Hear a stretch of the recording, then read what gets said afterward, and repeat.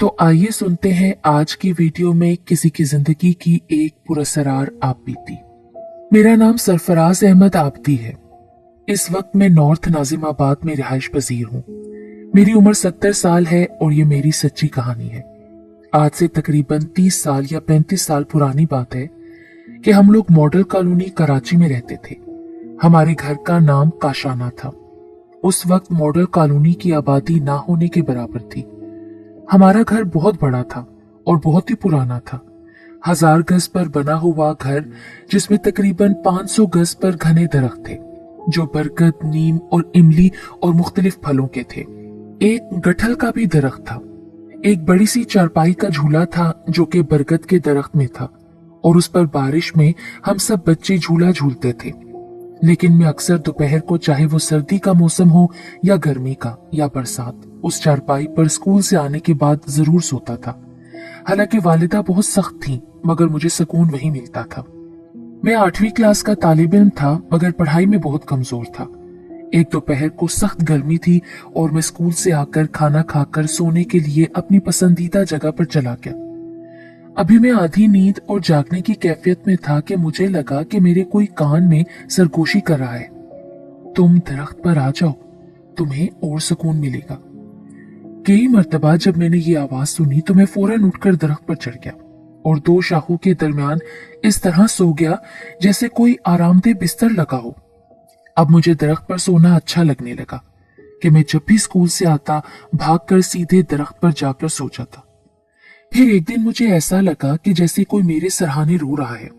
मैंने इस बात पर ज्यादा ध्यान नहीं दिया, यहाँ तक कि शाम हो गई और मैं दरख्त से उतरकर ट्यूशन पढ़ने चला गया। वापसी पर बार बार कोई धीमी सी आवाज में, जो कि किसी औरत की आवाज थी, वो कह रही थी कि आज रात को दरख्त पर जरूर आना।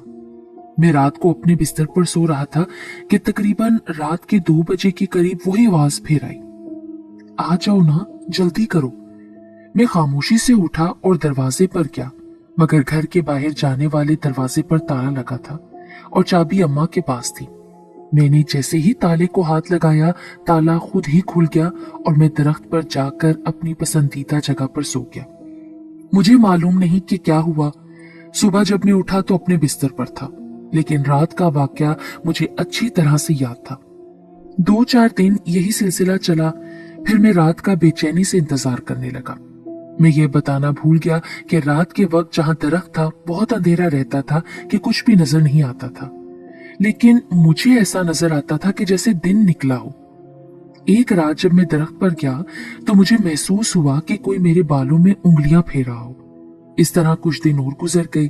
पढ़ाई से मेरा दिल बिल्कुल उचाट हो गया और मुझे हर वक्त दरख्त पर जाने की बेचैनी रहती।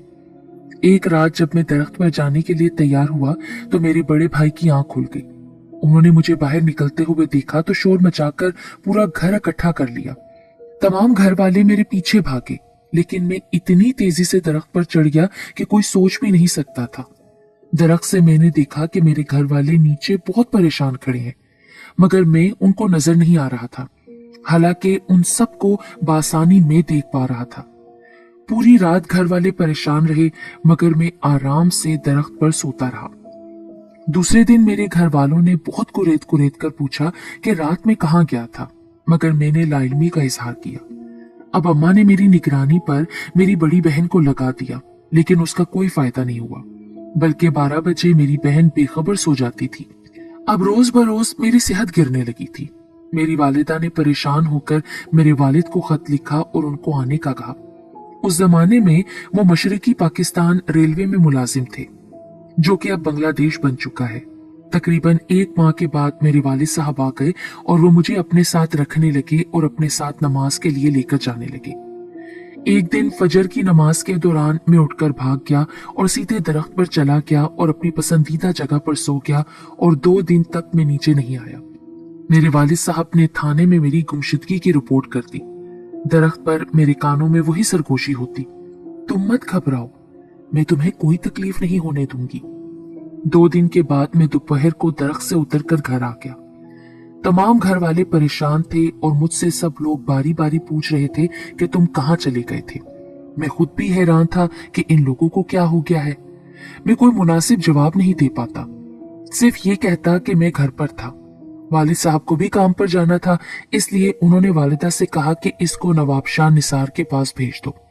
निसार मेरे सबसे बड़े भाई, जो कि नवाब शाह में TNT पे काम करते थे। मैं भाईजान के हमरा नवाब शाह चला गया, मगर मेरी रातें उसी तरह उसी दरख्त पर बसर होती थी और सुबह नवाब शाह में आंख खुलती थी। वक्त इस तरह गुजर रहा था और फिर एक दिन मेरे भाई मुझे कराची ले आए और वालिदा को तमाम हालात से आगाह किया कि मैं नौकरी करूं या इसको देखूं। ये रात को बिस्तर पर से गायब हो जाता है और सुबह बिस्तर पर मौजूद होता है। मेरी वालिदा परेशान हो गईं और उन्होंने किसी मौलवी साहब को बुलवाकर मुझे दिखाया और मेरी तमाम बातें उनको बताई। मौलवी साहब ने वालिदा को बताया कि इस पर साया हो गया है, आपने इसका बहुत ख्याल रखना है, वरना ये घर वालों को भी नुकसान दे सकता है। वालिदा बेचारी बहुत फिक्रमंद हो गई। एक तावीज मेरे गले में डाल दिया गया, जिसकी वजह से मुझे ऐसा लगता था कि मेरे बदन में आग लग गई हो। मैंने कुछ ही घंटों के बाद वो तावीज उठाकर फेंक दिया। दोबारा जब मुझे तावीज डालने की कोशिश की गई तो मैंने सारा घर सर पर उठा लिया और तमाम घर के बर्तन वगैरह उठा उठा कर जमीन पर मारने लगा। तमाम घर वाले मिलकर भी मुझे काबू नहीं कर पा रहे थे, यहाँ तक कि भागते भागते मैं दरख्त पर चढ़ गया और उन लोगों की नजरों से ओझल हो गया। फिर मेरे कान में आवाज आई, अब तुम मेरी पनाह में हो और तुम्हारा कोई कुछ नहीं बिगाड़ सकता। और फिर मैं सो गया और नींद की हालत में मैंने खूबसूरत लड़की देखी जो कि मेरे सरहाने मेरा सर दुबा रही थी। मैंने बेसाख्ता उसको अपनी बाहों में ले लिया और प्यार करने लगा। अब मेरी उम्र तकरीबन 15 साल की थी। ना जाने कब मेरी आंख खुली, लेकिन जब मैं जागा तो अपनी चारपाई पर था और बिल्कुल अकेला था। ना जाने घर वाले कहाँ थे। मुझे अब खाने पीने का बिल्कुल होश नहीं था। घर वालों को इस तरह देखता जैसे ये लोग मेरे लिए अजनबी हों। फिर जबरदस्ती मेरे भाई मुझे नफ्सियात के डॉक्टर के पास ले गए। बंदर रोड पर उसका क्लिनिक था। कई माह तक मेरा इलाज होता रहा। इतने अरसे में मैंने मैट्रिक 3rd डिवीजन में कर लिया। उसके बाद हिंदुस्तान ने हमारे मुल्क पर हमला कर दिया और 1965 की जंग शुरू हो गई। रात होते ही पूरे शहर में ब्लैकआउट हो जाता, जिससे मैं भरपूर फायदा उठाकर दरख्त पर जाकर सो जाता। जंग होते हुए तकरीबन 1 हफ्ता हुआ होगा कि जब मैं दरख्त पर था, मुझे लगा कि किसी आदमी का साया मेरे घर की छत पर था। हालांकि चारों तरफ घुप अंधेरा था, मगर मुझे ऐसा दिखाई दे रहा था कि जैसे मैं दिन की रोशनी में देख रहा हूं। मैं फौरन दरख्त की शाख से, जो कि बिल्कुल छत से मिली हुई थी, छत पर कूद गया। वो आदमी मुझे देखकर घबरा गया, लेकिन मेरी आवाज इतनी जोरदार निकली कि पूरा घर उठ गया और लालटेन लेकर सहन में आ गए। मैंने छत पर चिल्लाकर उस आदमी को कहा, तुम कौन हो?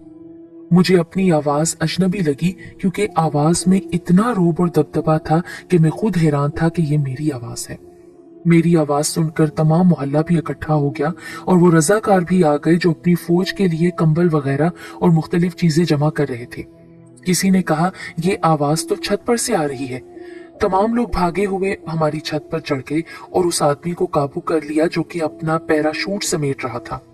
वो दूसरे मुल्क का एक जासूस था, जो कि पाकिस्तान में जासूसी करने आया था और गलती से हमारी छत पर उतर गया था। फिर मॉडल कॉलोनी की पुलिस उसको पकड़कर ले गई। जंग के खात्मे के बाद कॉलेज में एडमिशन शुरू हो गई, लेकिन मैंने घर वालों के इसरार के बावजूद एडमिशन नहीं लिया और इस तरह मैंने अपना सारा साल बर्बाद कर दिया। बकौल घर वालों के मैं घर से महीनों गायब रहने लगा। मैं एक गांव चला गया जहां मैं असगरी के साथ रहने लगा। असगरी वो लड़की थी जो कि मुझे ख्वाब में नजर आती थी। अब हकीकत में वो मेरे साथ थी और मुझे बहुत हौसला देती रहती थी। कभी कभी मुझे घर वाले याद आते तो वो मुझे इस तरह से खुश करती थी कि मैं तमाम बातें भूल जाता था। एक रोज मेरे मोहल्ले के किसी साहब को उस गांव जाने का इत्तेफाक हुआ और उन्होंने मुझे वहां देखकर घर वालों को इत्तला कर दी। मेरे घर वाले जबरदस्ती मुझे वहां से दोबारा कराची लेकर आ गए। वक्त का पहिया चलता रहा और अब मैं 17 साल का बांका नौजवान था और बहुत इलाज और पीरों फकीरों की वजह से मेरी तबीयत काफी बेहतर हो गई। मैंने इस्लामिया कॉलेज में एडमिशन ले लिया और रोजाना कॉलेज जाने लगा। मैंने अपने मजमून में जोग्राफिया का मजमून लिया। जोग्राफिया में मेरी एक क्लास फेलो लड़की जिसका नाम हमीदा था, वो मुझे बहुत अच्छी लगी और आहिस्ता आहिस्ता हमारी दोस्ती हो गई, जो कि आगे चलकर मोहब्बत में तब्दील हो गई। एक रोज दोपहर को अचानक काले बादल आ गए और उस रोज दिन में भी रात हो गई। ये बात 1967 की है। उस दिन कराची में इतनी सख्त बारिश हुई कि ऐसा लगा कि अब इसके बाद कभी बारिश नहीं होगी। तमाम निजाम धर्म भरम हो गया। मैं और हमीदा कॉलेज से निकलकर गुरु मंदिर की तरफ जा रहे थे, मगर पानी की रफ्तार और ऊपर बारिश का जोर इतना था कि वो हमें आगे बढ़ने नहीं दे रहा था। इसलिए एक घने दरख्त के नीचे हम लोगों ने पनाह ली। अचानक मेरे कान में आवाज आई, क्या तुम मुझे भूल गए? लेकिन मैं तुम्हें नहीं भूली। मैं कैद में थी, पर अब आजाद हूं। इतने में हमीदा ने कहा, सरफराज जल्दी घर चलो, मेरी तबीयत खराब हो रही है। लग रहा है कि जैसे कोई मेरा गला घोट रहा है। बारिश भी हल्की हो गई थी। किसी तरह गिरते पड़ते हम लोग स्टॉप पर आ गए। किसी न किसी तरह मुश्किलों से अपने अपने घर पहुंचे। बारिश ने सैलाब की शक्ल इख्तियार कर ली थी। चारों तरफ पानी ही पानी था, लेकिन शुक्र है कि कराची की हालत मौजूदा नहीं थी, बल्कि नाले वगैरह साफ थे, तो पानी 2 दिन में बिल्कुल निकल गया था। और लगता ही नहीं था कि 2 दिन पहले इतनी शदीद बारिश हुई है। एक रोज अचानक लालू खेत डाखाना के पास मेरे ख्वाबों में रहने वाली असगरी से मुलाकात हो गई और वो मुझे अपने साथ एक कमरे में ले गई। मैं किसी नादीदा कुव्वत के साथ उसके साथ जा रहा था। मुझे मालूम हुआ कि मैं 10 दिन से घर से बाहर हूं। अब तो मुझे और भी परेशानी हो गई। मैं रात को घर से बाहर निकलने की कोशिश कर रहा था कि मेरे बड़े 2 भाइयों ने मुझे पकड़ा हुआ था, मगर मैं उनके बस में नहीं आ रहा था। भाई को किसी ने मशवरा दिया कि इसको जामिया मलीर के पास एक बुजुर्ग रहते हैं, उनको दिखाओ। मुख्तसर ये कि भाई मुझे वहां लेकर गए। बाद में मुझे पता चला कि कोई जिन मुझ पर काबिज हो गया है, लेकिन मैं बरगद का दरख्त छोड़कर अब नीम के दरख्त पर जाने लगा था। मेरी निगरानी के लिए एक ताकतवर आदमी को बतौर नौकर मेरे लिए रख दिया गया। वो हर वक्त मेरी निगरानी करता था, लेकिन इसके बावजूद मैं नीम के दरख्त पर 2 दिन सोता रहा और किसी को भी खबर नहीं हुई। इतने अरसे में मैंने इंटर कर लिया और पढ़ाई को अलविदा कह दिया। मेरे वालिद और वालिदा का इंतकाल हो गया। मैं बड़े भाई और भाभी के साथ था। फिर भाई की शादी पिंडी में हो रही थी। मैं भाभी और अपनी भतीजियों के साथ शादी में शिरकत के लिए जा रहा था। पूरी रात मेरे कानों में आवाज आती रही कि जब जंगल में आकर गाड़ी रुके तो तुम गाड़ी से नीचे आ जाना। और फिर ऐसा ही हुआ, जैसे कोई जंगल था या वीराना था। गाड़ी अचानक आहिस्ता आहिस्ता होकर रुक गई। मैं घर वालों की नजर बचाकर फौरन गाड़ी से नीचे उतर गया। उतरने की देर थी कि अचानक किसी ने मेरा हाथ पकड़ा और मुझे लगा कि मैं हवा में तैर रहा हूं और खुद ब खुद मेरी आंखें बंद हो रही थी। मुझे पता ही नहीं चला कि कितना वक्त गुजर गया है और ना मुझे घर वालों की फिक्र थी, लेकिन हुआ यूं कि मेरे वजूद के 2 हिस्से हो गए। एक तो मैं उस बेयाबान जगह पर और दूसरा मैं गाड़ी में था, क्योंकि दोनों मंजर मुझे साफ नजर आ रहे थे। अब जब मेरी आंख खुली तो मैंने असगरी को देखा। उसने कहा, अब हमें कोई जुदा नहीं कर सकेगा, क्योंकि तुम्हारे घर वाले भी मुतमईन होंगे। मैं उसकी बात का मतलब समझ गया। मेरी अजीब कैफियत थी। कभी मैं खुद को घर वालों के साथ दिखता और कभी असगरी के साथ। मेरे दिमाग ने बिल्कुल काम करना छोड़ दिया था। जो कुछ असगरी चाहती थी वही हो रहा था। असगरी मुझे लेकर खानेवाल आ गई और एक बहुत बोसीदा से कमरे में हम दोनों रहने लगे। मगर एक अजीब बात यह थी कि दिन को मैं अपने घर वालों के साथ शादी की तैयारी में होता और रात को असगरी के साथ होता। शादी से एक दिन पहले मेरी बड़ी बहन ने मुझसे कहा, क्या बात है, तुम बहुत खामोश हो गए हो, तुम तो बहुत हंसी मजाक किया करते थे। मेरी समझ में नहीं आया कि क्या जवाब दूं। शादी के खात्मे के बाद हम लोग वापस कराची आ गए। रात के वक्त मुझे असगरी ने कहा, अब तुमको अपने घर जाना पड़ेगा। मेरा जो मकसद था वो पूरा हो गया है। मेरी कुछ समझ में नहीं आया, लेकिन जब ट्रेन उसी जगह पर पहुंचकर रुकी तो मैं खामोशी से अपने बहन के बराबर जाकर बैठ गया। फिर मेरे बड़े भाई ने कहा, तुमने अपने 2 साल खराब कर लिए, अब तुम यूनिवर्सिटी में एडमिशन ले लो। मैंने कराची यूनिवर्सिटी में शोबा उर्दू में एडमिशन ले लिया। जोग्राफिया में भी मेरा नाम आ गया था, इसलिए उर्दू छोड़कर शोबा जोग्राफिया में आ गया। 3 साल लगाकर मैंने भी ऑनर्स कर लिया। लेकिन जब मैं आखिरी साल में था तो हमारा शोबा एक तालीमी सर्वे पूरे पाकिस्तान में कर रहा था, जिसमें सवात, कलाम और पेशावर यूनिवर्सिटी वगैरह भी शामिल थे। इस सिलसिले में हम लोग जब सवात पहुंचे तो हम लोगों का कयाम व्हाइट पैलेस में हुआ, जो कि चांदनी रात में इस तरह रोशन हो रहा था कि देखने के काबिल था। हम लोग रात का खाना खाकर बाहर चांदनी रात से लुत्फानंदोज हो रहे थे और हमारा पूरा ग्रुप बहुत खुश और मस्ती में था कि अचानक मैंने देखा कि एक फकीरनी रात के उस पहर हम लोगों से सवाल कर रही है। मगर सबसे अहम बात यह थी कि उसकी गोद में जो लड़का था वो मेरी शक्ल का था। और ये बात मैंने ही नहीं महसूस की बल्कि मेरे तमाम दोस्तों ने इस बात को महसूस किया। दोस्तों ने मेरे साथ मजाक भी किया कि सवात में इससे पहले तुम कब आए थे, वगैरह वगैरह। चांदनी रात में वो औरत और उसका बच्चा साफ नजर आ रहे थे। हम लोगों ने उसकी मदद भी की, मगर मैं खुद जानबूझकर उसके करीब नहीं गया। लेकिन फिर उसने आवाज दी, बाबूजी, आप कुछ नहीं देंगे अपने बच्चे को? सब लोग मुझे हैरत से देखने लगे।